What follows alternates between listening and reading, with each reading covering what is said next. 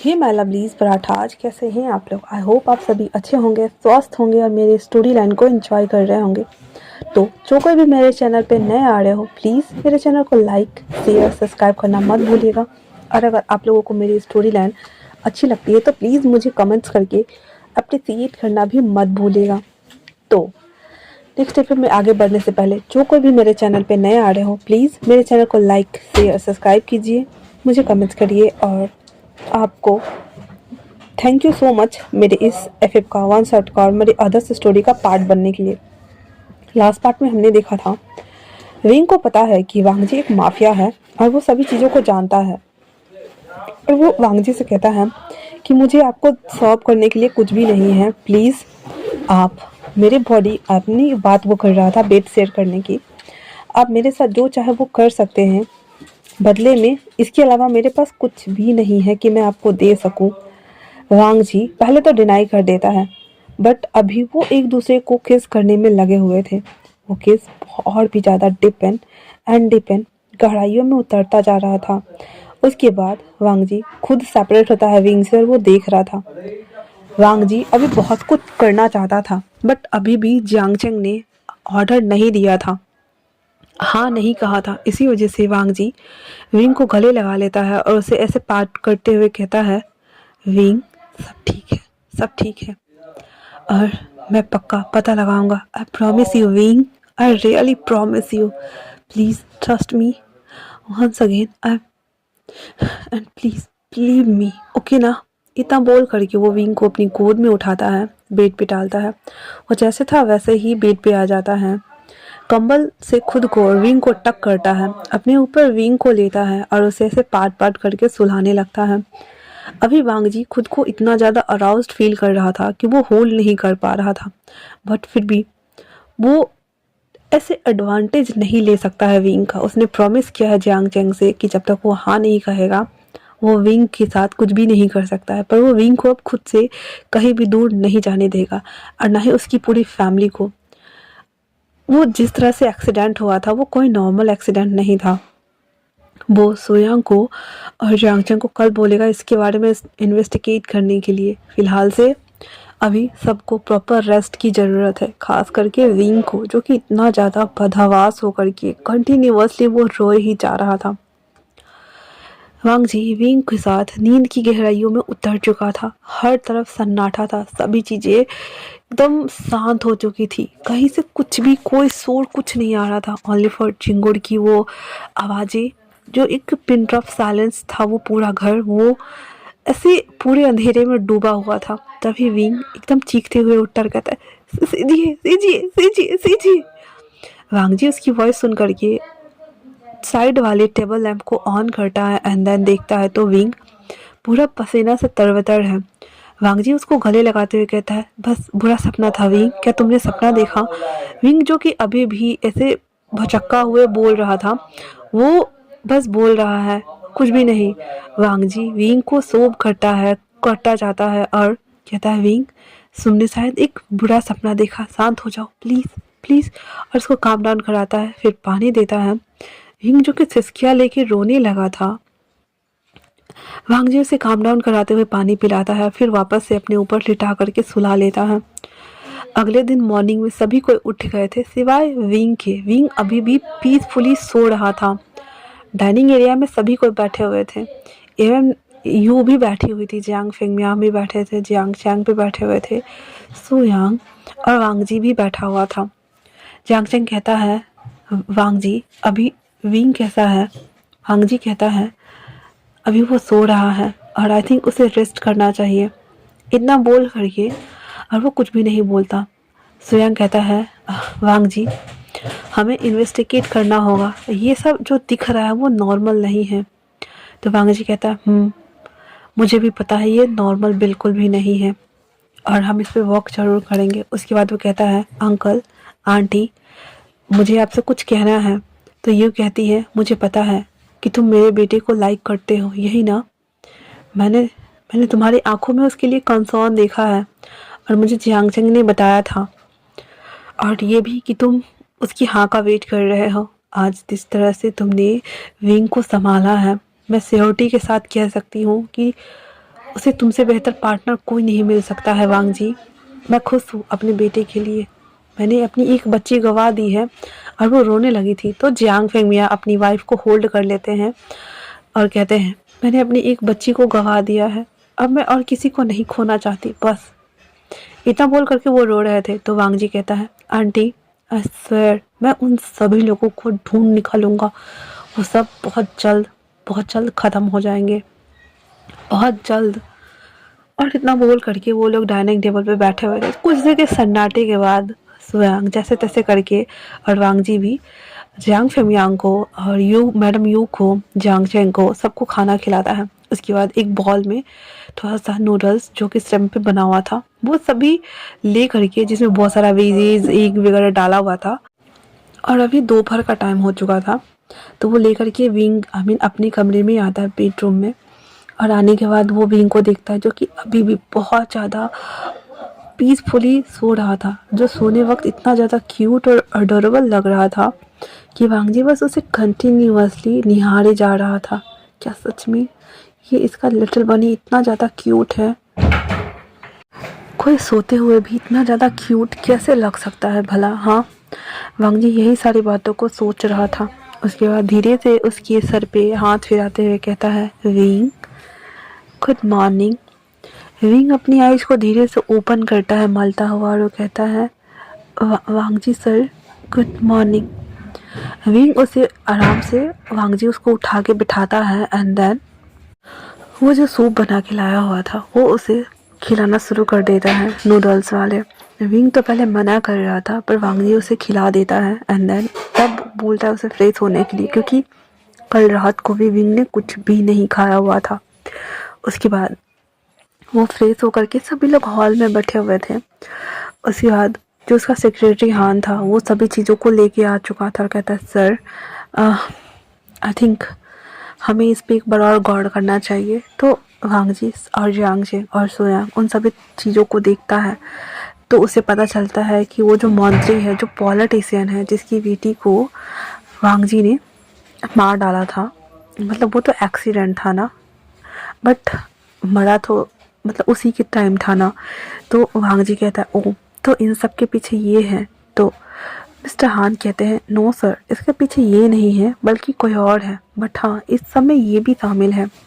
वांगजी कहता है, TET for tat, जैसे को तैसा, अब हमें सबक सिखाना होगा उसे, वो जो कोई भी है उसे ढूंढो। इतना बोल करके वांगजी और जियांग चेंग, शोयांग सभी ऑफिस के लिए निकल जाते हैं। घर पे विंग, मैडम यू और जियांग फेंगमिया बैठे हुए थे, क्योंकि जियांग चेंग ने उन लोगों को घर से बाहर जाने से मना किया था। और उन लोगों ने जो पैलेस लिया हुआ था अपने घर के लिए, वहाँ पे उन लोगों ने कुछ लोगों को हायर करके छोड़ दिया था ताकि वो उस घर को देख रेख की जा सके। और अभी फ़िलहाल से वो फुल टू टाइट सिक्योरिटी, जो कि ये वांगजी का पेंट हाउस था, यहीं पे थे। और यहाँ पे आने के लिए उन लोगों को 3 सिक्योरिटी लेयर को पार करके अंदर आना पड़ता। और ऊपर से एक ऑटोमेटिक अलार्म सिस्टम जो अननोन पर्सन को देख करके अलग से ही टिंग टिंग टिंग टिंग करके बजना शुरू हो जाता है। तो वो लोग अभी पूरी तरह से सेफ साउंड कर रहे थे वांगजी के पेंट हाउस में। वांगजी अपनी चेयर पे बैठा हुआ सिगरेट पी रहा था और वो कुछ सोच रहा था और कहता है, मुझे उस पॉलिटिशियन की पूरी ज्योग्राफी, बायोग्राफी और कुंडली निकाल के दो जियांग चेंग कहता, ओके बॉस। स्वयं कुछ रिपोर्ट्स को बनाता है ताकि वो उस पॉलिटिशियन को ऐसे निस्ते नाबूद कर दे, क्योंकि हाँ वो एक मंत्री है, पॉलिटिशियन है, साथ में वो इलीगल धंधा भी करता है, लाइक ड्रग सप्लाई करना, आर्म सप्लाई करना और गैर कानूनी चीज़ों को देश से बाहर करना। ये अलग बात है कि वांगजी खुद एक माफिया है, बट वो पॉलिटिशियन तो है सबकी नज़र में, तो वो पॉलिटिशियन ऐसा कैसे कर सकता है? तो वांगजी उसे ट्रैप करने के बारे में सोचता है। और उसके बाद वो सब प्लान बनाते हैं मिल करके क्या करना है हमें, क्या नहीं। उसके बाद जो मिस्टर हान थे वो सारा पेपर वर्क तैयार करवाने में लग जाते हैं, क्योंकि किसी पॉलिटिशियन के ऊपर हाथ डाला नहीं जा सकता है ना इतनी आसानी से। उसके लिए वो वैनचिंग को हायर करते हैं ताकि वो जहाँ अयासी करने के लिए, पार्टी करने के लिए जिस क्लब वगैरह में जाते हैं वहाँ से जा कर के कुछ तो मतलब प्रूफ निकाल सके। ये सोचते हुए वो वैनचिंग को बुलाते हैं।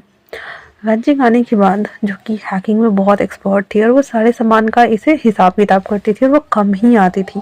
इसी वजह से वो मतलब ऐसे बिंदास थी, ओनली फॉर हैकिंग करना, वांगजी के कामों का पूरा लेखा जोखा रखना एंड देन अपनी लाइफ को एंजॉय करना, वो उसी में मस्त थी। वांगजी उसे बुलाते हुए एक सबमिशन टास्क देता है और कहता है तुम्हें पता है ना क्या करना है। तो वैनजिंग कहती है yes I know of course मैं ये कर सकती हूँ। इतना बोल करके वैनजिंग अपने सबमिशन के लिए निकल जाती है। साथ में वैनजिंग को बचाने के लिए अगर कुछ गड़बड़ होता है तो जांग चैंग को भेजा जाता है।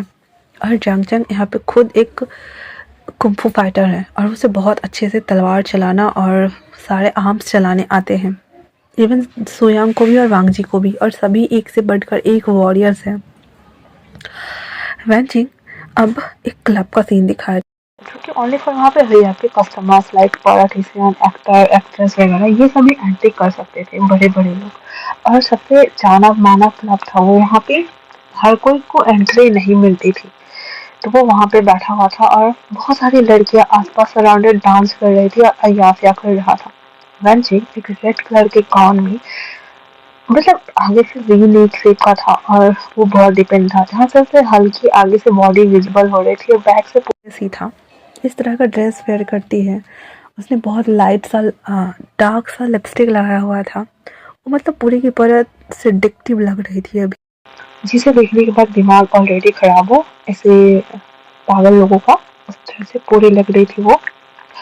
अपने पैर में एक चाकू, दूसरे में वो गन को, छोटा वाला गन को डालती है, अंदर एक रेड को भी, सभी चीज वेयर कर भटकती हुई उस क्लब में आती है जहाँ पे वो पॉलिटिशियन ऐसे अय्यासा कर रहा था। वैनजिंग वहाँ आती है और सेडक्टिव वे में डोर के पास खड़ी हो जाती है। वो ऐसे एंट्री लेती है जिस वजह से ना चाहते हुए भी पॉलिटिशियन, उसके साथ कुछ और लोग भी थे जो पॉलिटिक्स से ही जुड़े हुए थे, वो सभी का ध्यान वैनजिंग अपनी तरफ अट्रैक्ट करती है। वो कहता है ओह नया आइटम लग रहा है ये। तो मैनेजर आकर इंट्रोड्यूस देते हुए कहता है आपको सर ये हमारे यहाँ की नई, कह सकते हैं आप लोगों को सर्व करने के लिए हमने हायर किया है, तो प्लीज़ एंजॉय इट। इतना बोल करके वो मैनेजर वहाँ से निकल जाता है क्योंकि जांग चैंग ने उसे धमकाया जो था, ये करो वरना तुम्हारी खोपड़ी तो गई, ऐसा बोलता है वो। वैनजिंग अंदर आने के बाद, जो कि उसने अपने पेंडेंट में एक कैमरा लगाया हुआ था, तो पहले तो अच्छे से सभी लोगों की वो पिक्चर्स को कैप्चर करती है उस कैमरे में एंड देन वो मंत्री के गोद में जाकर सीधे बैठती है। एंड जो कि हमारा जियांग चैंग पूरी तरह से देख पा रहा था उस कमरे की पूरी दुर्दशा को, और उसके खून तो खौल रहे थे भाई साहब। और फिर कुछ ड्रिंक्स को वो बना करके और उस पॉलिटिशियन को देना शुरू करती है। पॉलिटिशियंस भी बड़े मज़े से सारे ड्रिंक्स को ले रहा था, पी रहा था। बाकी अदर्स को भी वो ड्रिंक्स दे करके तल्ली कर देती हैं। और अपने साथ जो वो ड्रिंक्स लाए थे उसमें ना बहुत ज़्यादा नशा था। वो पॉलिटिशियन को बहुत कम देती है ताकि उसके मुंह से वो निकलवा सके, और बाकी अदर्स को पिला करके बेहोशी कर देती है। उसके बाद वैनजिंग उसे सेडक्टिव वे में ऐसे ट्रेस कर रही थी एंड देन उसके मुंह से वो सारा सच निकलवा रही थी। सारा सच निकलवाने के बाद वो वहाँ से जैसे ही बाहर आती है तो वहाँ जो दो बॉडीगार्ड खड़े थे उन्हें वैनजिंग के ऊपर शक होता है, बट फिर भी वैनजिंग वहाँ से आराम से चलती हुई बाहर आती है। और आने के बाद जैसे ही वो आने वाले होते हैं, वो जो दो बॉडीगार्ड्स थे, वो उसे लगता है कि वो वैनजिंग कुछ तो गड़बड़ कर रही है, तो वो बोलता है उसे स्टॉप होने के लिए। तब तक जांग चैंग आता है और उसको ऐसे मारता है कि वो वहीं पे ढेर बेहोश, दोनों वहाँ पे ढेर थे। वैनजिंग को जल्दी से कार में बिठाता है एंड देन निकल जाता है पेंट हाउस की तरफ। घर आने के बाद वैनजिंग वो जो कैच करके लाई हुई थी और वीडियो वगैरह जो भी था उसे प्ले करके अरिनो को दिखाती हैं, जहाँ पे वो सभी सीन्स को भगाया जाता है और वो जो मंत्री बोल रहा था वो चलाया जाता है, जहाँ पे वो बोल रहा था हाँ उस माफिया लान वांगजी ने मेरी बेटी को मार डाला, उसे क्या लगा मैं उसे छोड़ दूंगा। हाँ उसके पीछे मौत मौत मंडरा रही है, मौत। वो बच नहीं सकता, सच कहा मेरी बेटी उसे छोड़ेगी नहीं, मेरी बेटी एक एक को चुन चुन के मार डालेगी, सबको मार डालेगी।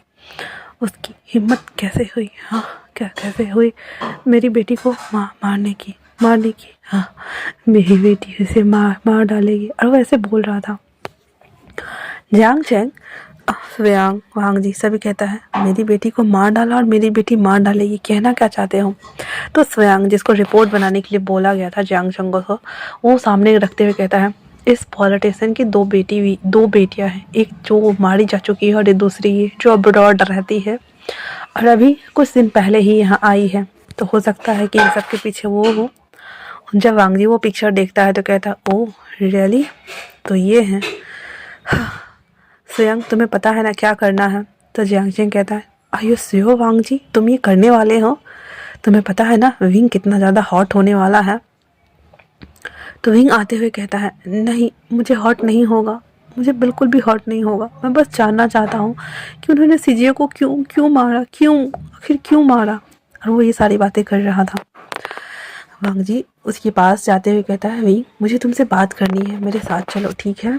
वांग जी तब तक वो लोग वीडियो को बार बार प्ले करके जियांग चेंग और श्रेयांग और वेंचिंग देख रही थी।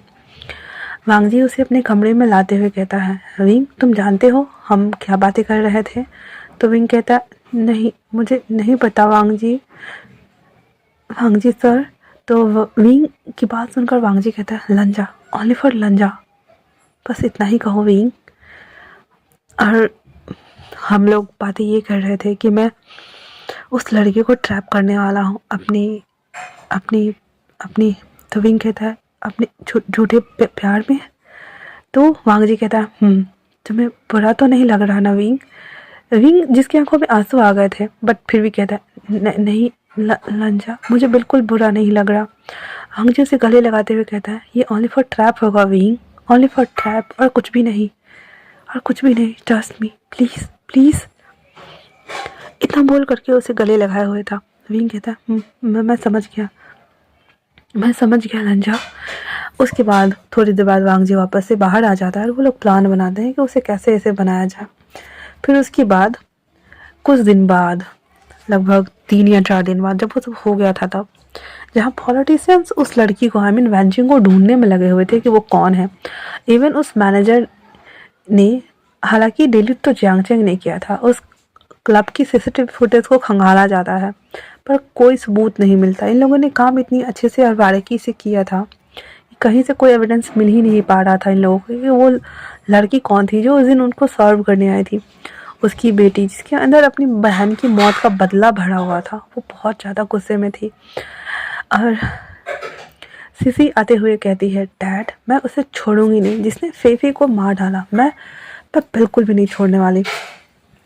तो वो पॉलिटिशियन कहता है इतना आसान नहीं है वांग जी को ट्रैप करना, हाँ हम ऑलरेडी उसके चक्कर में किसी और को मार चुके हैं और तुम्हें क्या लगता है। तो सिसी कहती है डैड हमने किसी और को नहीं मारा बल्कि मैंने अपने एक्स बॉयफ्रेंड को मारा है। इतना बोल करके वो एक डेवल लुक दे रही होती है। तो पॉलिटिशियन कहता है हाँ पापा तुम्हारा एक्स। उसके बाद सिसी का यहाँ फ्लैशबैक चलता है। जब वो अब्रॉड से बाहर आई थी तब उसे पता चला कि उसके एक्स बॉयफ्रेंड जिसको वो छोड़ करके अब्रॉड पढ़ने जा रही थी और यहाँ जिन जुस्वान की बात हो रही है तो वो भागा था उस सीसी को रोकने के लिए। वो यहाँ एयरपोर्ट पर आकर के उसने सीसी के हाथ पकड़ते हुए कहा सीसी मत जाओ, मैं तुमसे बहुत प्यार करता हूँ और मेरे डैड किसी मिडिल क्लास फैमिली के लड़की के साथ शादी कर रहे हैं, मैं उसके साथ नहीं रहना चाहता, मैं तुमसे प्यार करता हूँ सीसी। बट सिसी जो कि बहुत ज़्यादा घमंडी एरोगेंट टाइप थी वो उसके हाथ को झटकाते हुए कहती है मुझे अपना करियर बनाना है, अपना फ्यूचर बनाना है और मुझे बहुत कुछ करना है, तो तुम भी तब तक मेरे लायक बन जाओ वरना हम ब्रेकअप करते हैं, चलो हम ब्रेकअप करते हैं। इतना बोल करके स्थिति वहाँ से अब्रॉड के लिए चली गई थी। इसके जाने के बाद जिसवान बहुत ज़्यादा टूट चुका था वो अनमने मन से यालनी से शादी करता है। पहले तो वो यालनी को अवॉइड कर रहा था बट बाद में धीरे धीरे उसके अच्छे बिहेवियर के कारण वो यालनी से अट्रैक्ट होने लगा और शादी के 3 साल बाद यालनी प्रेग्नेंट हुई थी और वो सोच रही थी कि कैसे मैंने कहा ब्रेकअप हो जाता है क्या, और तुम अपनी वाइफ के साथ अपनी लाइफ में हैप्पी कैसे हो सकते हो। हाँ फिर वो याद करते हुए कहती है हाँ उस दिन मॉल में वो सोच रही है जब मैंने तुम्हें अपनी वाइफ के साथ देखा तो मैं तो जल भून गई थी, तुम ऐसा कैसे कर सकते हो। हाँ तुम तो मुझे डिजर्व करते थे ना, अगर मैं नहीं तो कोई और भी नहीं, ऐसा बोल करके वो बाहर आती है और अपने आदमियों को बोलती है कि इस कार का पीछा करो और इसका एक्सीडेंट करवा दो, ऐसे लगना चाहिए कि एक्सीडेंट हुआ है। उसके बाद जब जानली और वो दोनों वहाँ से निकल के घर आ रहे थे तो उस दिन वो बच गया था, क्योंकि विंग उस समय आ गया था उन लोगों के साथ और वो लोग थोड़ी देर और रुक गए थे। और जब वो आए थे तो उसकी कार ख़राब हो गई थी और वो मॉल में ही रह गया था वो कार। वो लोग टैक्सी लेके निकल गए थे, तो उस दिन तो वो लोग बच गए थे विंग की वजह से। पर दूसरी बार इतना भयंकर हादसा हुआ था, वो भी जिस ट्रक में कार वगैरह नहीं, एक जगह से दूसरी जगह ट्रांसपोर्ट की जाती है, वो वाला ट्रक था जिससे उस कार की टक्कर हुई थी और वो सीधे डिवाइडर पे जाके पलटा था। और साथ में जिन जुस्वान और यानी सब ऑन द स्पॉट मर गए थे।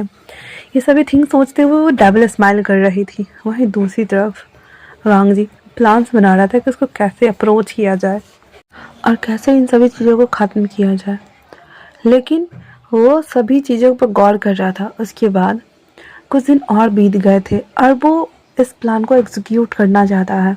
इसी वजह से वो मंत्री के साथ मीटअप के लिए छोटा सा गेट टुगेदर रखता है, अपने ही ऑफिस में पार्टी देता है जो कि उसके टेरेस पे चलने वाली थी। वहाँ पे ओनली फॉर माफिया बिलोंगिंग्स लोग ही आने वाले थे, जो शायद पॉलिटिशियन, एक्टर, को एक्टर, डायरेक्टर वगैरह होते हैं, जो पैसे इन्वेस्ट करते हैं ना माफिया लोगों को, वो लोग आने वाले थे। तो वहाँ पे बहुत सारे डायरेक्टर, कुछ प्रोड्यूसर्स, कुछ बिजनेसमैन और साथ में वो पॉलिटिशियन और उसके साथ अदर्स पॉलिटिक्स लोग भी आए हुए थे। तो वो जब आता है वो पॉलिटिशियन तो अपने साथ अपनी बेटी को भी लेके आया हुआ था और उन लोगों को लगा कि ये उनके प्लान का हिस्सा है कि वो वांग जी को से ट्रैप करेंगे और वांग जी इन लोगों को ट्रैप करना चाहता था। यहाँ पे ट्रैप चल रहा था। वो पार्टी वाले दिन वो ससी इतनी सिडक्टिव ड्रेस पहन के आई थी। वांग जी जिसे लड़कियों में बिल्कुल भी अब इंटरेस्ट नहीं रहा था विंग को देखने के बाद, वो सिसी के पास जाता है, उसके हैंड्स को ऐसे अपने हैंड्स में लेता है एंड देन उसके हैंड पे किस करते हुए उसे ड्रिंक ऑफर करता है। सिसी को ये अंदाज वांग जी का सिडक्टिव वे वाला बहुत अच्छा लगा था और वो ना चाहते हुए भी वांग जी से फर्स्ट टाइम अट्रैक्ट हो गई थी। वो उसके साथ जाती है और बात करती है। बहुत देर बात करने के बाद सिसी को वांग जी बहुत ज़्यादा ऑथेंटिक और अट्रैक्टिव लग रहा था। वहाँ पार्टियाँ चल रही थी। वांग जी सिसी को लेकर के दूसरी तरफ आ गया था जहाँ थोड़ा सा अंधेरा था और वहाँ पे वो उसे ऐसे सिडक्टिव तरीके से उसके नेक के पास स्निफ कर रहा था। वो ऐसा कुछ करना नहीं चाहता था, वो लिक नहीं कर रहा था, वो किस भी नहीं कर रहा था, ओनली फॉर वो सेड्यूस कर रहा था सिसी को जो कि ये सब बहुत ज़्यादा अग्रेसिव करता जा रहा था। वो कहता है तो तुम बेड में बहुत ज़्यादा वाइल्ड हो। हाँ, वांग जी कहता है मैं बहुत ज़्यादा वाइल्ड हूँ और मुझे वाइल्ड चीज़ें ही पसंद आती है, लाइक तुम। क्यों ना हम एक दूसरे को डेट करें। तो सिसी उसे मॉकिंग टोन में कहती है तुम्हें पता है ना हम राइवल्स हैं, राइवल अगर डेट करे तो कैसा लगता है। हाँ, वांग जी कहता है मेरे टेस्ट के अनुसार तुम मेरे टाइप की हो, राइवल्स हुए हैं तो क्या हुआ, राइवल्स भी तो एनिमीज भी तो फ्रेंड्स बन सकते हैं ना। और इतना बोलते हुए उसके फोरहेड पे किस करके वहाँ से निकल जाता है। अब सिसी सोच रही थी क्योंकि वांग जी का ये सिडक्टिव अंदाज सिसी को अट्रैक्ट कर रहा था और वो बहुत बहुत ज़्यादा मतलब उससे प्रभावित हुई थी। 2 दिन बाद, उस पार्टी के 2 दिन बाद वांग जी से मिलने के लिए सिसी उसके ऑफिस में आती है जहाँ पे जियांग चेंग ये देखकर सरप्राइज था क्योंकि उस पार्टी में जियांग चेंग नहीं था, वो गार्ड कर रहा था और वो नीचे था, स्वयं भी नीचे था और ऊपर जो हुआ था वो ओनली फॉर वांग जी को ही पता था। और वो उससे मिलने के लिए आती है और जब आती है तो जियांग चेंग और शुयांग दोनों को बहुत बहुत ज़्यादा गुस्सा आ रहा था। उसे समझ नहीं आ रहा था कि ये आखिर यहाँ करने क्या आई है, क्या लेना चाहती है कुछ भी। वो आता है तो शुयांग को और जियांग चेंग को वांग जी वहाँ से जाने को बोल देता है। वहाँ से जाने के बाद सीधी उसके गोद में जाके बैठ जाती है और उसको सेड्यूस कर रही होती है। वांग जी भी यही चाहता है कि उसकी बातों पे बिलीव करे। सिसी कहती है मैं तुम्हारे लिए एक प्रपोजल लेकर आई हूँ, हम अगर डेट करते हैं तो तुम्हारे लिए बहुत फ़ायदेमंद होगा। वांग जी सोच रहा था इसकी बहन भी यही कर रही थी और ये भी यही कर रही है और साथ में तुम्हें बस अनाउंस करना है कि तुम मेरे साथ इंगेज्ड हो और हम बहुत जल्द शादी करने वाले हैं। वांग जी कहता है बस इतना ही, फिर ठीक है, फिर हम प्रेस को बुलाते हैं। तो सिसी कहती है तुम्हें क्यों बुलाना, मैं ही बुला देता हूँ। इतना बोल करके वो कॉल लगाती है और प्रेस रिपोर्टर्स आ गए थे।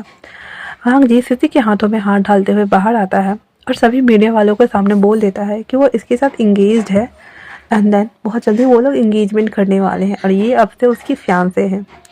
ऐसा बात आग की तरफ फैल गई थी। जब विंग फ़ोन में ये देखता है तो उसे बहुत बहुत ज़्यादा बुरा लगता है। हालांकि उसे पता है कि ये सब सच नहीं है, जो दिख रहा है वैसा कुछ नहीं है, बट फिर भी उसे करंट सिचुएशन के हिसाब से बहुत ज़्यादा बुरा लग रहा था। उसने ऐसा बिल्कुल भी नहीं सोचा था कि ऐसा वांग जी कभी कोई स्टेप्स लेगा। वहीं सिसी वांग जी के साथ बहुत ज़्यादा टाइम स्पेंड करने लगी थी, बहुत कुछ करने लगी थी। बस वांग जी उसे बेड तक कभी लेके नहीं गया था। उसके साथ डेट पे जाना, उससे मिलना, उसके साथ हर चीज़ करना। इवन कितनी बार तो उसने ट्राई किया था वांग जी को किस करने का, पर वांग जी हर बार डिनाई कर रहा था और उसे करने नहीं दे रहा था।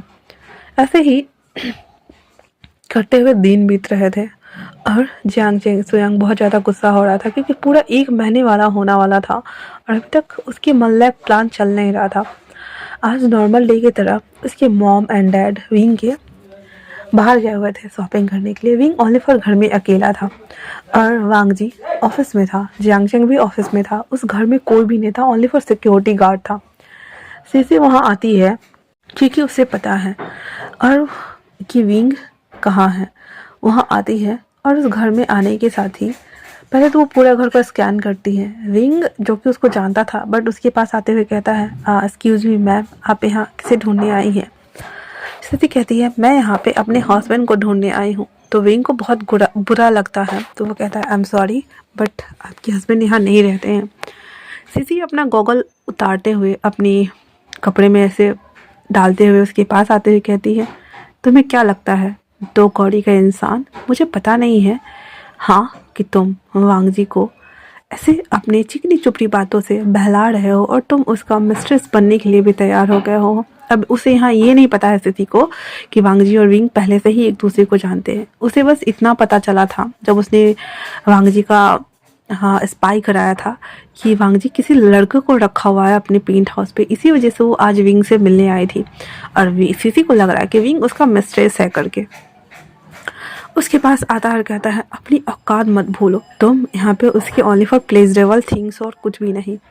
विंग को बहुत गुस्सा आ रहा था और कहता है, एक्सक्यूज़ मी मैम, आप होते क्या हैं कुछ भी बोलने वाले, और मैं उसका क्या लगता हूँ क्या नहीं, नन ऑफ योर बिजनेस। इतना बोलकर वो जा रहा था तो सिद्धि को बहुत गुस्सा आता और कहता है, ठहरो। इतना बोलकर उसके पास जाता और एक थप्पड़ खींच के विंग को लगा देता है। विंग अपना गाल पकड़े हुए था और कहता है, तो तुम्हारी हिम्मत कैसे हुई? और उसे जैसे ही मारने वाला होता है सिद्धि उसके हैंड को पकड़ के पीछे कर देती है और कहता है, मेरी हिम्मत कैसे हुई? हाँ, तुम भूल गए हो, तुम ओनली फॉर उसकी एक बेड बॉमर हो सकते हो, पर मैं उसकी फियांसे हूँ और मेरा पूरा हक है उस पर, इसलिए इस घर से निकलो एंड देन दफ़ा हो जाओ। ऐसा बोल करके वो सोफ़ा पे जाकर बैठ जाती है। फिर जब वो कार के हॉर्न सुनती है, क्योंकि जो बॉडी गार्ड है उसने बता दिया था कि एक लड़की आई है करके, अंगजीत भागा दौड़ा घर आ रहा था और वो ड्राइवर के साथ में आया था। साथ में उसके सेक्रेटरी मिस्टर हान थे। ऑफिस में जियांगचेंग और सोयांग को छोड़ दिया गया था ताकि संभालने के लिए उसके एब्सेंस में। वो जैसे ही भाग के आ रहा था घर, सीसी ने देख लिया था कि उसकी कार आ रही है। वो उसके पास आते हुए कहती है, हाँ यू लिटिल बिच, तुम्हारी हिम्मत कैसे हुई मुझे धक्का देने की? हाँ। और विंग के हैंड को पकड़ के अपने आप को पुश कराते हुए वो नीचे गिर जाती है। विंग ये देखकर शौक, ये कितना ज़्यादा नाटक करती है चुड़ैल कहीं की। हाँ, इसे तो फिल्म फेयर अवार्ड में बेस्ट एक्ट्रेस का अवार्ड मिलना चाहिए, ऐसा वो सोच रहा था। भी तभी वहाँ पे वांग जी आ जाता है और सिसी ऐसे नाटक करते हुए वो कहती है, देखो ना वांग जी, तुम्हारे इस मिस्ट्रेस ने मुझे धक्का दे दिया। इसे बर्दाश्त नहीं हो रहा है कि मैं इससे ज़्यादा खूबसूरत ब्यूटीफुल हूँ और मैं तुम्हारे फैंसी हूँ, इसी वजह से इसने जेलसी के मारे मुझे धक्का दे दिया। और वो झूठ झूठ बोले जा रही थी। वांग जी सिसी को उठाते हुए कहता है, विंग ये तुमने क्या किया? हाँ से सॉरी। विंग कहता है, बट लंजा मैंने ऐसा कुछ नहीं किया। विंग जब लंजा बोल रहा था तो सिसी कहती, ये तुम्हें लंजा क्यों बुला रहा है? वांग जी गुस्से से चिल्लाते हुए कहता है, विंग मैंने कहा से सॉरी। विंग कहता है, मैं नहीं बोलूँगा, मेरी कोई गलती नहीं है, मैंने ऐसा कुछ नहीं किया है, फिर मैं इसे सॉरी क्यों बोलूँ? हाँ बिल्कुल भी नहीं, मैं बिल्कुल भी नहीं बोलूँगा। इतना बोल करके विंग वहाँ से जा रहा होता है। वांग जी उसे खींचकर अपने पास लाता और कहता है, विंग मैंने कहा सी सॉरी। से सॉरी राइट नाउ। और वो बहुत जोर से विंग का हाथ पकड़े हुए था। विंग जब देखता है कि वांग जी ने उसके हैंड को पकड़ के इतना हर्ट कर रहा है तो वो कहता है मैम आई एम सॉरी। उस सिसी के बच्चे को चैन नहीं पड़ रहा था। वो कहता है बो डाउन करो फिर मैं तुम्हें माफ़ करूँगी। विंग बो डाउन करता है एंड देन सॉरी बोल करके वो वहाँ से चला जाता है। उसके बाद जो सिसी थी वो वांग जी को सेड्यूस कर रही थी। वांग जी उसे कहता है बस बहुत हो गया तुम जाओ यहाँ से। तो सिसी कहती है व्हाट हैपन वांग जी, मैं तो अभी जस्ट आई हूँ, क्या तुम मेरे साथ नहीं जाना चाहोगे? हाँ तुम्हें पता है ना आज वैसे भी हम सप्लायर से मिलने के लिए चलने वाले हैं तो चलो ना चलते हैं ना। वांग जी ने कहा तुम चलो मैं जस्ट अभी आया। इतना बोल करके वो सिसी को वहाँ से भेज देता है। उसके बाद वो भागता है विंग को देखने के लिए जिसने डोर को बंद कर लिया था और लॉक लगा लिया हुआ था। वांग जी उसे डोर पे नॉक करते हुए कहता है wing open the door please. Wing जो कि चुपचाप से उसकी बात सुन रहा था और बस रो रहा था। आखिरकार ये सब एक प्रैंक था ना, ओनली फॉर प्लान का हिस्सा। फिर वांग जी इतना पॉजिटिव क्यों हो रहा है सिसी को लेकर के विंग नहीं समझ पा रहा था और वो बहुत ज़्यादा दुखी हो रहा था क्योंकि कहीं ना कहीं वो भी वांग जी को एडमायर करने लगा था और उससे एक वक्त के लिए ऐसा लगने लगा था जैसे कि सच में वांग जी उसका ही हो सकता है। इसी वजह से विंग बस अपने आप को हक करके रो रहा था। वांग जी बहुत बार डोर ओपन करने का कोशिश करता है पर विंग डोर ओपन नहीं कर रहा था। अंत में वांग जी को हार मान करके सिसी के साथ वहाँ से जाना पड़ता है।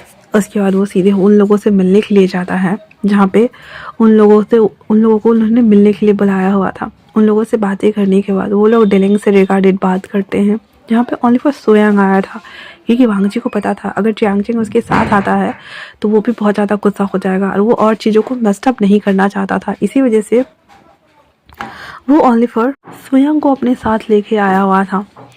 और उसके बाद वो लोग बातें कर रहे थे। जब वांग जी ड्रंक करता है तो उसके सर घूम रहे थे, उसे अजीब लग रहा था। वांग जी कहता नहीं फिर से नहीं, डैम इट फिर से नहीं। और वो जैसे तैसे करके बाहर आ रहा था तो सिसी कहती है मैं तुम्हें ले चलती हूँ। वांग जी उसके हाथों को झटकारते हुए कहता है सिसी अपने घर जाओ अभी की अभी और मुझे तुम्हारे साथ नहीं जाना। मेरा बॉडीगार्ड यहाँ है वो मुझे लेके जाएगा। इतना बोलकर वो जा रहा था। सिसी उसे दोबारा से अप्रोच करने का ट्राई करती है पर वांग जी गुस्से से उसको देखता है तो सिसी रुक जाती है। उसके बाद वांग जी सीधे घर आता है जो कि सोयांग उसे लेके आया हुआ था। घर पे जियांग फेंगमियान यू दोनों सभी चिंतित लग रहे थे क्योंकि विंग ने डोर ओपन नहीं किया था।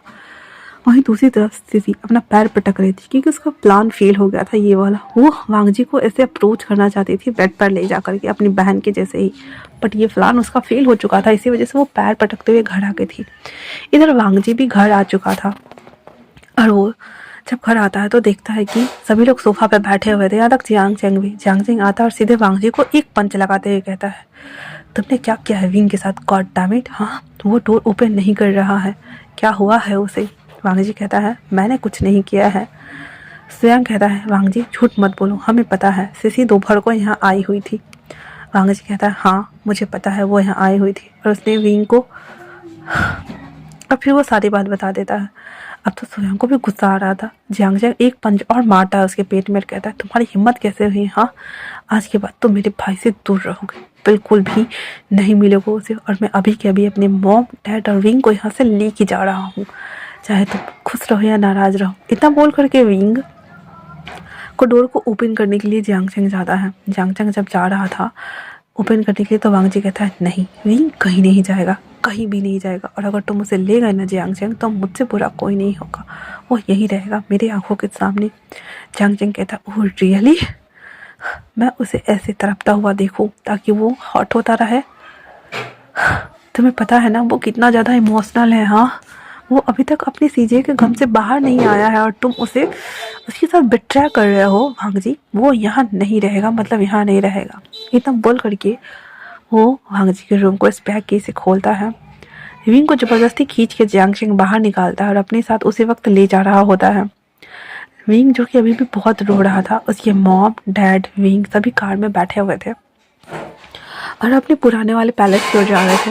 वांग जी फर्श पे धराम से बैठा हुआ था। उसने नहीं सोचा था कि ये इतना बुरा हो जाएगा। लास्ट टाइम उसने विंग से बात भी नहीं की, उसे बहुत बुरा लग रहा था, बहुत ज़्यादा बुरा।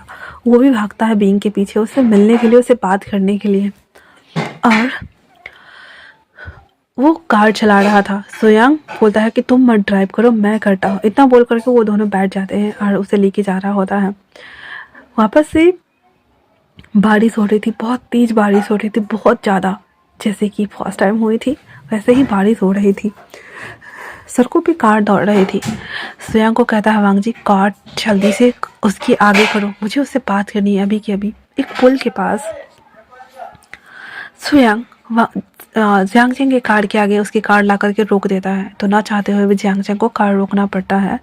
उसके बाद वांग जी उस कार से जैसे तैसे लुढ़कते हुए बाहर आता है और वो विंग वाले डोर को ऐसे लॉक करना शुरू करता है। कहता है विंग विंग मेरी बात सुनो, एक बार प्लीज़ मेरी बात सुनो। विंग जो कि कंटिन्यूसली रोए जा रहा था, वो कुछ नहीं बोल रहा था, स्टैचू बना बैठा हुआ था। वांग जी पूरा भींग चुका था, सोयांग भी बाहर निकल चुका था, जियांगचेंग भी बाहर निकल चुका था, विंग अभी भी नहीं निकल रहा था। उसकी मॉम कहती है बाबा तुम्हें एक बार आई थिंक बात करना चाहिए उससे, वो देखो तुम्हें लेकर के कितना ज़्यादा सिंसियर है। विंग कहता है मॉम मुझे उससे बात नहीं करनी है, प्लीज़ मॉम मुझे यहाँ से ले चलिए, मुझे बहुत हर्ट हो रहा है। वांग जी कितना अप्रोच करने का ट्राई करता है बट विंग डोर ओपन ही नहीं करता। जो कि जियांगचेंग बाहर निकला हुआ था, तो वांग जी उसके डोर को ओपन करता है। पहले तो वो ऐसे सोच रहा था कि उसको ऐसे ओपन करेगा वो खुद निकलेगा, बट जब नहीं निकलता तो लान वांग जी खुद उसके डोर को ओपन करता है एंड देन विंग को खींच के बाहर निकालता है और उसे गले लगाते हुए कहता है मुझे छोड़ के मत जाओ, मैं नहीं जी सकता तुम्हारे बिना। तुम्हें क्या लगता है हाँ कि मैं उसके साथ रहूँगा? बिल्कुल भी नहीं। मुझे माफ़ कर दो विंग, पर मुझे छोड़ के मत जाओ। अगर तुम मुझे गए तो मैं नहीं रह सकता, बिल्कुल नहीं रह सकता विंग, बिल्कुल भी नहीं। प्लीज़ मेरे साथ रहो, प्लीज़ प्लीज़। मैं सभी चीज़ों को बाद में एक्सप्लेन कर दूँगा, please please wing please.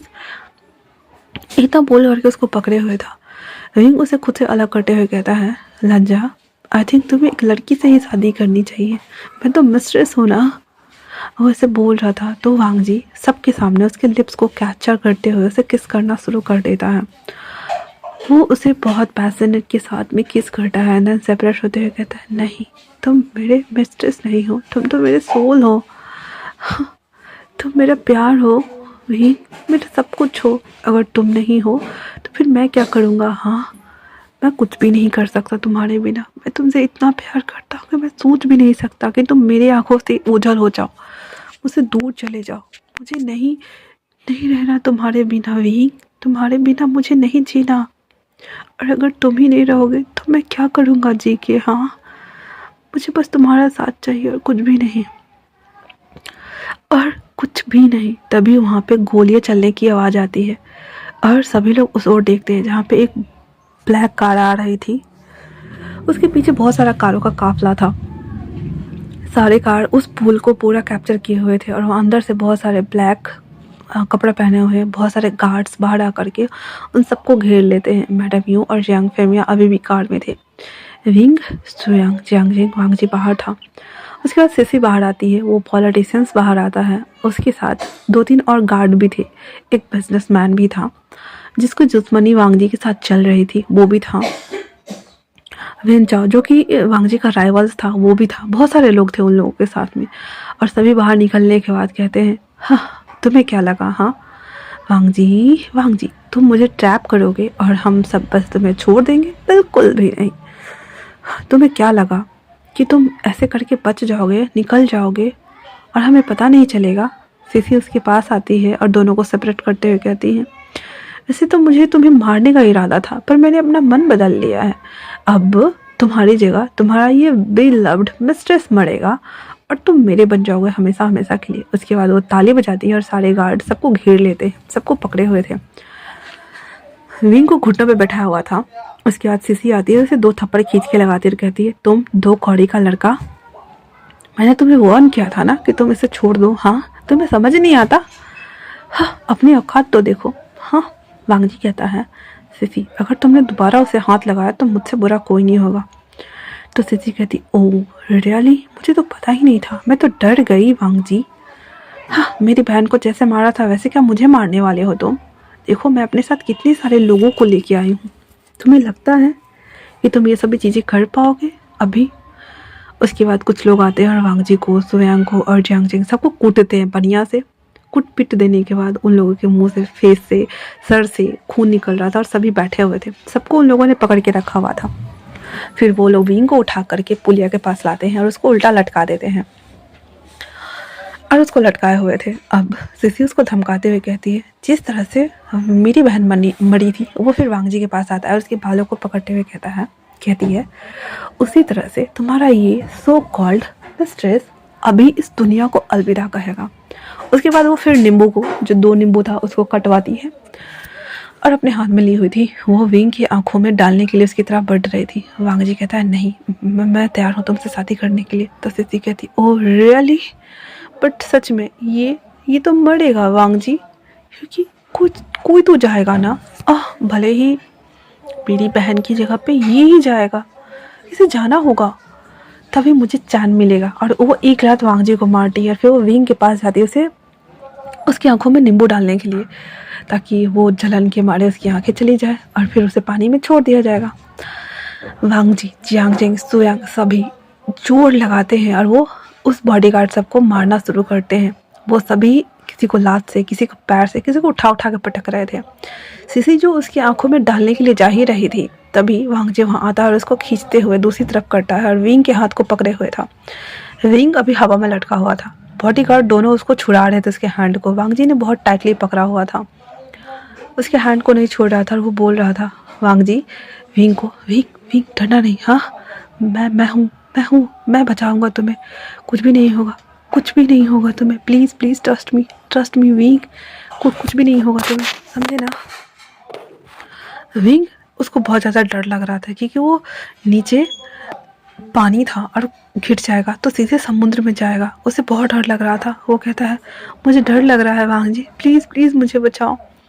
But ऐसा कुछ नहीं होता। वो जो बॉडीगार्ड था वो वांगजी को खींचता और विंग सीधे पानी में। जियांगजेंग विंग को बचाने के लिए वो भी पानी में कूद गया था और इधर सोयांग और वांगजी उन बॉडीगार्ड को ऐसे हैंडल कर रहे थे। अब वांगजी से बर्दाश्त नहीं हो रहा था। वो एक बॉडीगार्ड में से ये जो रिवॉल्वर था उसे निकालता है, देन पैरों से उसे उल्टा उसके ऊपर चढ़ करके विद्युत जामबाज वाले स्टाइल में यार, और उसे मार देता है। उसके बाद सारे बॉडीगार्ड अलग हो गए थे। फिर उसके डैड के खोपड़ी में सीधे एक बुलेट मारता है, जिसके बाद सिसी अपनी ही जगह पे जम गई थी। फिर उसके साथ जो बिजनेसमैन आया था उसके पैर में, और वेंचाओ को तो वो ठोकने वाला था। तो वो कहता है, मैं राइवल हूँ तो क्या हुआ, पर मैंने तुम्हारा बुरा कभी नहीं चाहा, मैं यहाँ से जाता हूँ। उसके साथ कुछ बॉडीगार्ड्स और उसकी कार वहाँ से 9-2-11 हो जाती है, क्योंकि वो मजा लेने आया था ओनली फॉर। अब सिसी बची हुई थी। वांगजी को इतना गुस्सा चढ़ा हुआ था, विंग पानी में कूद गया था और वो बहुत ज़्यादा डरा हुआ था। जियांग फेमिया मैडम यूँ भी निकल के और ब्रिज के किनारे आके खड़े थे। वो देख रहे थे कि जियांगजेंग ने उसको निकाला या नहीं। वांगजी सिसी के पास आता है और उसके बालों को खींचते हुए सीधे रोड पर फेंकता है और कहता है, तुम्हारी हिम्मत कैसे हुई, हाँ, उसे हाथ लगाने की, तुम्हारी हिम्मत कैसे हुई। उसके पैरों पे अपने दोनों सूज को रख देता है, अपनी एक सूज को रख देता है और कहता है, तुम इस हाथ से उसकी आँख में नींबू डालने वाली थी, मैं तुम्हें छोड़ूंगा नहीं। फिर उसके दोनों हाथ को बांध दिया जाता है, उसके मुंह को भी बांध दिया जाता है और वह सोयांग को बोलता है, इसको पकड़ो अभी के अभी। फिर वो वही नींबू उठाकर लाता है, उसके आँख में डाल देता है। वो उसकी आँख से खून बहना शुरू हो गया था और वो बहुत चिल्ला रही थी। उसके मुंह में कपड़ा होने के बावजूद भी बहुत चिल्ला रही थी। उसके डैड को तो ऑलरेडी उन लोगों ने मार डाला था, सीधे सर में गोली ठोक डाली थी और ये चीख रहे थे। उसके बाद सोयांग कहता है, अब इसका क्या करें हम। तो वांगजी कहता है, इसे अपने मगरमच्छों को दे दो, वो खा लेगा, मैं नहीं चाहता कि इसका नामो निशान भी बचे सोयांग। इतना बोल करके उसे कार के डिक्की में डाला जाता है। उसके फादर को और बाकी सभी चीज़ों को वो मिस्टर हान को कॉल कर देते हैं, सभी चीज़ों का निपटारा करने के लिए। वांगजी अभी भी वेट कर रहा था। सीचन ने उसे बचा लिया था पर वो बीच में था और वो दोनों ऐसे सरवाइव करे, तो क्योंकि लंबा रास्ता था कॉर्नर तक जाने के लिए, तो वो जल्दी से किसी स्टीमर का इंतजाम करता है, क्योंकि उन लोगों ने क्यों किया था। स्टीमर आते हैं और वांगजी और सीचन बोलिए जियांगजेंग को और विंग को जल्दी से ऊपर लाया जाता है। विंग जैसे बहुत सारा पानी पी लिया हुआ था, उसे जल्दी जल्दी हॉस्पिटल शिफ्ट किया जाता है और वो बेहोश था, बहुत डरा हुआ था लास्ट टाइम वो, और वो बेहोश था। डॉक्टर उसे उस खतरे से बाहर तो निकाल दिए थे, उसे नॉर्मल वार्ड में भी शिफ्ट कर दिया गया था और उसे लगभग 3-4 दिन बाद होश आया था। 4 दिन बाद होश आया था, क्योंकि एट द लास्ट मोमेंट उससे वो जो 2 मशीन से देते हैं ना यार, पंप करते हैं ना, तब जा कर के विंग की जो बीपीएम थी और नर्व्स वगैरह था वो वापस लौटा था। वो चल ही नहीं रहा था, वो नॉर्मल वार्ड में था और अपने आइज़ को क्लोज करता है, ओपन करता है। वो उस पूरे हॉस्पिटल रूम को देख रहा था, धुंधला धुंधला सब नज़र आ रहा था। वो धीरे धीरे आंखों को खोलता है और धीरे से कहता है, माँ, पापा, जिया कक्का।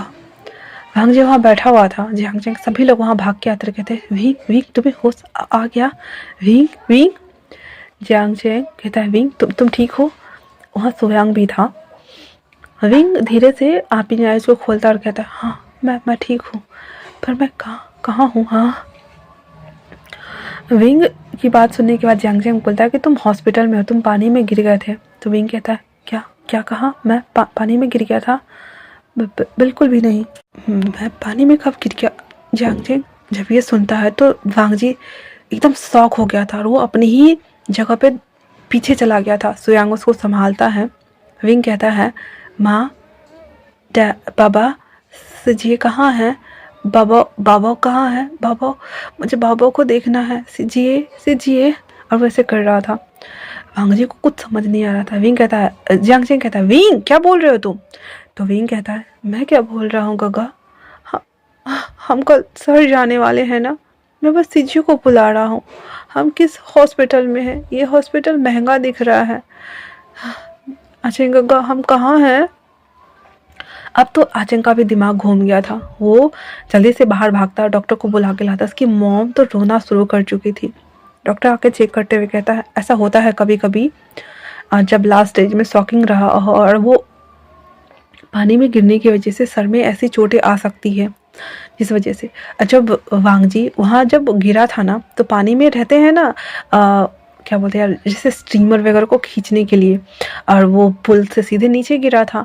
तो पुल के नीचे जो पाया था ना, पाया के नीचे बहुत सारा जंजीर लगा हुआ था, जिस वजह से कभी कभी स्ट्रीमर्स को स्टे किया जाता है ना, इस वजह से। तो वो उस चैन से टकरा गया था बेचारा, जिस वजह से उसे चोट लग गई थी और वो सीधे नीचे नीचे नीचे नीचे जा रहा था।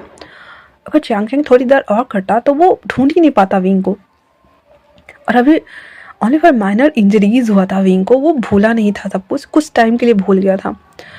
डॉक्टर बोलते हैं कि कुछ टाइम बाद इन्हें सब कुछ याद आ जाएगा। अब धीरे धीरे करके विंग रिकवर हो रहा था, लेकिन वो वांग जी को भूल चुका था।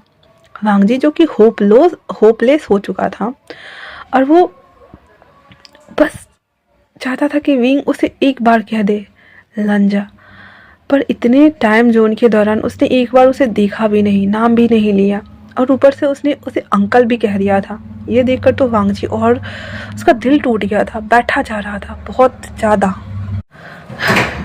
विंग धीरे धीरे करके सभी चीज़ों को याद करने का कोशिश करता है। उसे हल्की हल्की झलकियाँ याद तो आ रही थी, पर उसे पूरा कुछ याद नहीं आ रहा था। आज वो अपने पुराने वाले घर में था, जहाँ वो पहले शिफ्ट हुआ था। उसकी मॉम डैड ने कितना समझाने के बाद उसे समझाया कि वो लोग शहर शिफ्ट कर गए हैं, और सीजिए अपने हस्बैंड के साथ अपने घर चली गई है। वो सभी बातों को बता रहा था। विंग को यकीन नहीं हो रहा था, उसे लग रहा था जो दिख रहा है ऐसा कुछ भी नहीं है। वो धीरे धीरे ऐसे ही जैसे वो उसने कुत्ते को बच्चे को रेस्क्यू करने वाला काम था वो करता, बाहर सड़कों पे घूमता। उसके पीछे हमेशा वांग जी के कुछ बॉडीगार्ड्स होते थे और वांग जी को हमेशा अप टू डेट भी किया करते थे, लेकिन विंग के अंदर अभी कोई भी चेंजेस नहीं आया हुआ। और तो और उसे कुछ भी वांग जी से रिलेटेबल कुछ भी याद नहीं आया हुआ था। वांग जी हर बार उसके सामने आता, जैसे कि वो पहले आता था। जब भी बारिश होती, वांग जी उससे मिलने के लिए आता, उसे अपनी कार से लिफ्ट देता, क्योंकि विंग को पता चल गया था कि वो जियांग चेंग का बॉस है, आई मीन उसके यांग गगा का बॉस है। तो उससे हेलो हाय ऐसे नॉर्मली कैजुअली टॉक करता, पर वो भूल चुका था कि वांग जी उससे प्यार करता है और वो भी उससे प्यार करता है। वो सभी थिंग्स को वो भूल चुका था। आज ऐसे ही वो आज कुत्ते को बच्चे को रेस्क्यू कर रहा था, और तभी अपने सामने उसने एक्सीडेंट होते हुए देखा। उस एक्सीडेंट में वो जो कार था वो डिवाइडर पे जाकर टकराया था, लेकिन ऑन द स्पॉट कोई मरा नहीं था, ओनली फॉर बस एक्सीडेंट हुआ था। और सामने वाले जो ड्राइवर सीट पे जो पर्सन बैठा हुआ था वो ओनली फॉर बेहोश हो चुका था। एक कार दूसरे कार को टक्कर मार चुकी थी और दूसरी कार के लोग भी बचे हुए थे और उसमें भी ज़्यादा किसी लोगों को ऐसे कुछ हुआ नहीं था। ओलिवर बस टक्कर लगी थी और वो सभी डिवाइडर से जाकर टकरा चुके थे। विंग के हाथ में जो अभी भी कुत्ते का बच्चा था, उसने अपनी आंखों के सामने जब ये एक्सीडेंट देखा तो वो उसके हाथ से वो कुत्ते का बच्चा नीचे गिर जाता है और वो सीधे धड़ाम से नीचे बैठते हुए सीधे चीखता है, नहीं नहीं नहीं सीजिए सीजिए सीजिए सीजिए सीजिए सीजिए। और वो ऐसे पागलों की तरह बैठ रहा था, कर रहा था। जो बॉडीगार्ड जो दो थे, वो जल्दी से वांगजी को कॉल करके बोल देता है कि सर, यंग मास्टर को ऐसे पैनिक अटैक आ रहा है। वांगजी सब कुछ छोड़कर भागता है। जब वांगजी को भागते हुए देखता है तो स्वांग और जियांगजेंग वो सब भी उसके पीछे भागते हैं। सभी तीनों कार में बैठे हुए थे। जियांगजेंग पूछ रहा था कि क्या हुआ है, बताओ मुझे। वांगजी कहता है विंग को पैनिक अटैक आया है। सभी लोग उस लोकेशन पे पहुंचते हैं। तभी बारिश होना शुरू हो गई थी। विंग जो कि उसी बारिश में बदहवास होकर बैठा हुआ था, बहुत सारे लोग उसे घेर के बैठे हुए थे। जब तक ये तीनों पहुंचते हैं वहाँ से विंग गायब था और वहाँ सब कुछ नॉर्मल था। जो एक्सीडेंट हुआ था उसे भी एम्बुलेंस में डाल करके हॉस्पिटल शिफ्ट कर दिया गया था। वहाँ कुछ था ही नहीं। तो वो दोनों बॉडीगार्ड को आके चिल्लाते हुए कहता है, वांगजी डैम इट, मुझे बताओगे कि वो कहाँ है? हाँ। वो बॉडीगार्ड कहता है, सर वो यहीं थे और जब तक हम उस भीड़ के अंदर जाते जाते तब तक वो वहाँ से गायब हो चुके थे। वांगजी कहता है, सिट वो कहाँ जा सकता है? हाँ वो कहाँ गया होगा, कहाँ गया होगा वो? और वो ऐसे सोच रहा था, कि वो कहाँ जा सकता है। तो जंगचेंग कहता है, उसे गार्डन पसंद है, देखो किसी गार्डन में होगा वो। और वो सब भागते हैं उस तरफ कि आसपास कोई गार्डन है क्या, लेकिन वहाँ कोई गार्डन नहीं था। लेकिन हाँ, पुल के नीचे एक छोटा सा ऐसी जगह था जो सिटिंग एरिया टाइप से बोल सकते हैं, और वहाँ पे लोग स्केटिंग करने के लिए आते थे। वो सभी वहाँ भागते हैं। वांगजी भी देखता है क्योंकि पुल से नीचे उतरने के लिए बहुत लंबे लंबे सीढ़ी थी। तीनों लोग दौड़ रहे थे विंग को ढूंढने के लिए। विंग उस रिवर के किनारे एक सिटिंग एरिया पे ऐसे ना बैठा हुआ नहीं था, मतलब सिटिंग एरिया के पास खड़ा था और वो रिवर को देख रहा था। वांगजी की नज़र जहाँ उस पे जाती है, वो धीरे धीरे अपने कदमों से उस तरफ बढ़ रहा था। सुयांग और जियांगचेंग देखता है कि वांगजी स्लोली किस दिशा में जा रहा है, तो वो लोग भी अपनी नज़रों को उस तरफ दोहराते हैं तो देखते हैं कि वहाँ विंग खड़ा है नदी के किनारे। वांगजी उसके पास जाते हुए कहता है, विंग उसकी ओर मुड़ते हुए कहता है, लंजा सिजी। वो इतना बोला था कि वांगजी दौड़ करके उसको गले लगाते हुए कहता है, विंग तो तुम्हें याद आ गया? विंग कहता है, हाँ मुझे सब याद आ गया। मेरी सिजी मुझे छोड़ के चली गई ना लंजा, और कैसे मैं पानी में। तो वांगजी कहता है, चुप हो जाओ विंग, कुछ मत कहो तुम, ठीक है ना? इतना बोलने के साथ ही वांगजी उसके लिप्स को कैप्चर करता है, देन उसे किस करना शुरू करता है। विंग भी उसे उसके दोनों तरफ से होल्ड किए हुए था, पकड़े हुए था, और वो दोनों एक दूसरे को किस कर रहे थे। किस करने के बाद वांगजी विंग को वापस से गले लगाते हुए कहता है, तुम ठीक हो? वहाँ से तुम भाग क्यों आए? हाँ मैं तो डर गया था, मैं कितना ज़्यादा डर गया था, तुम्हें पता है? मुझे लगा मैंने तुम्हें खो दिया विंग, मैंने तुम्हें खो दिया। विंग कहता है, आई एम सॉरी लंजा कि मैंने देर लगा दी, मुझे सब कुछ दो महीने बाद याद आया। वांगजी कहता है, विंग ओलिवर तुम तो 2 महीने में मुझे पहचान लिए। अगर मुझे 2 साल 100 साल भी अगर वेट करना पड़ता ना तुम्हारा, तो मैं करता, बस तुम्हारा वेट करता विंग, सिर्फ और सिर्फ तुम्हारा वेट करता। हम एक दूसरे के लिए बने हैं ना। तभी वहाँ पे बारिश होना शुरू हो जाती है और वांगजी और विंग दोनों आसमान की ओर देखते हैं और दोनों स्माइल कर रहे होते हैं। और वांगजी कहता है, अरे लव बियॉन्ड ना, ये हमारे बीच का बॉन्ड है विंग, हमें ये बारिश कभी जुदा नहीं होने देंगे। और वो वापस से एक दूसरे को लिप्स को कैप्चर करते हैं, देन किस करना शुरू करते हैं। जियांगचेंग और सुयांग पीछे खड़ा होकर कहता है, अब हमें घर भी जाना है, हो गया चलो भी। तो जियांगचेंग और सुयांग, वांगजी, विंग सभी घर आते हैं। विंग जाते वक्त उस कुत्ते को बच्चे को देख रहा था जो अपनी मम्मी के पास था और आराम से बैठा हुआ था। उसके चेहरे पे एक स्माइल थी, सेटिस्फैक्शन वाला स्माइल। घर आने के बाद वांगजी और विंग दोनों बैठे हुए थे। उसकी मॉम डैड एकदम शांति से बैठे हुए थे और सामने में जियांगचेंग बैठा हुआ था सोफा पे, और विंग और वांगजी दोनों मुंह लटका के बैठे हुए थे। जियांगचेंग कहता है, तो हाँ वांगजी मैंने तुम्हें अभी तक परमिशन दिया नहीं है, तो तुम मेरे भाई का एडवांटेज कैसे ले सकते हो? हाँ, तुम हम लोगों के सामने कैसे किस कर सकते हो? तो वांग जी अपने मन में कहता है, हाँ, पर मैंने तो कितनी बार किस किया है विंग को। अगर मेरा बस चले तो मैं तो उसका रेप कर डालूं। पर शुक्र मनाओ कि मैं तुम्हारा वेट कर रहा हूँ जियांग चेंग। और वो गुस्से में आंखों आंखों में दोनों बोल रहा था। जियांग चेंग उसको घूर के बोल रहा था और इधर वांग जी उसको घूर के बोल रहा था और मुंह से कुछ भी नहीं बोल रहा था। फिर जियांग चेंग अपना गला को साफ करते हुए कहता है, ठीक है, मैं परमिशन देता हूँ, तुम मेरे भाई से शादी कर सकते हो। इतना सुनना था तो जियांग चेंग की बात सुनकर वांग जी कहता, क्या सच में? हाँ। और इतना बोल करके वो सीधे उठता है और जाकर के जियांग चेंग को गले लगा लेता है। सभी लोग मुंह हाँक किए देख रहे थे क्योंकि उसने सीधे जियांग चेंग को उठाया था एंड देन उसको गोद में कर लिया था और कहता है, थैंक यू आचेंग, थैंक यू। तुम्हें नहीं पता तुमने क्या दिया है मुझे। आज से तुम मेरे बॉस हुए। जियांग चेंग अलग शॉक हो गया था। कहता है, मुझे उतारो फॉरवर्ड कहीं का, उतारो मुझे, उतारो। हाँ, अगर तुमने मुझे नहीं उतारा था मैं भूल जाना। तुम कहता, नहीं मैं उतारा। फिर वो उसे उतार देता, कहता है, सच्ची ना? तो जियांग चेंग कहता, हाँ ठीक है। उसके बाद वो विंग के पास आता है और उसे हक करता है। तो वांग जी भी आकर के हक कर लेता है, कहता है, ये मेरा भी है ना अब। तो जियांग चेंग उसको मार रहा था, वांग जी उसको मार रहा था और विंग कहता, छोड़ो भी मुझे। यहाँ पे सोया, मिस्टर हान, उसके मॉम डैड सभी बहुत ज़्यादा खुश थे। और उन लोगों की ये लव हिस्ट्री जो थी वो यहीं पे कंप्लीट होती है। और फाइनली विंग और वांग जी दोनों एक साथ होने वाले थे।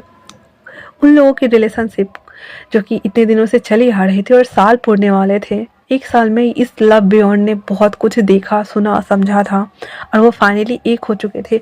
जियांग चेंग ने परमिशन भी दे दी थी। ऐसे ही वो एक साल बाद डेट करते हुए और पूरा हो जाता है और पूरे 2 साल बाद फाइनली आज विंग और वांग जी का वेडिंग डे था। दोनों ने डेस्टिनेशन वेडिंग रखा हुआ था और छत पर ये शादी हो रही थी, जहाँ पे वांग जी विंग के हाथों में अंगूठी डालता है एंड देन पेस्ट के लास्ट वर्ड पे उसे किस करके उसे अपना ब्राइड बनाता है।